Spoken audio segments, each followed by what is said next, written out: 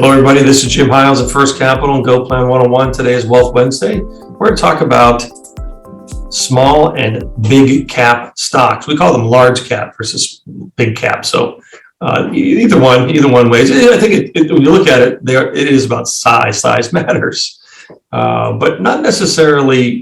Or you want to do bigger is better.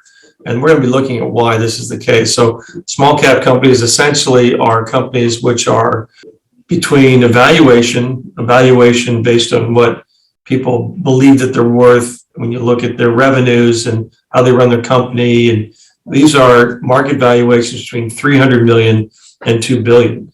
They're not startup companies. They're those significant companies in their own right.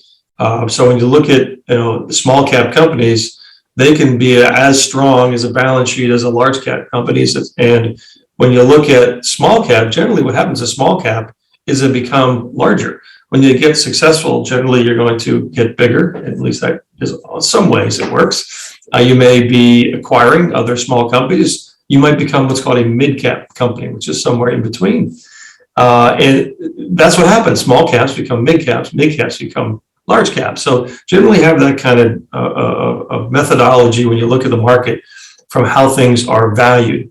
The other thing to look at here is the small caps have outperformed historically large cap stocks. Now, does that mean you should put all your money in one or the other? No, the answer should be you should diversify. They do behave quite differently.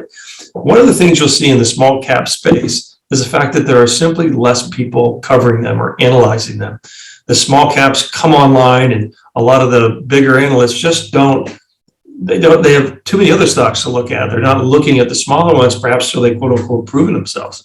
So you have a lot more inefficiencies, a lot more pricing opportunities, things which might be on sale in a different way than a large cap stock would be. And so there's some great opportunities. So if you go back and look through time, depending on what segment of time perhaps, but over time, generally the small cap, the riskier stock has the highest rate of return.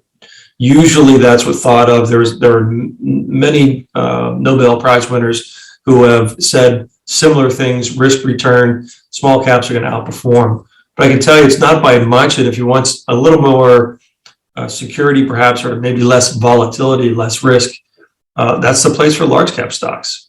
And those are your big companies. Apple, I think today topped, I think it was $3 trillion in value. That is a big company. And those are big cap stocks. So a little bit on what the difference is between large and small. If you have any question, let me know. Thank you.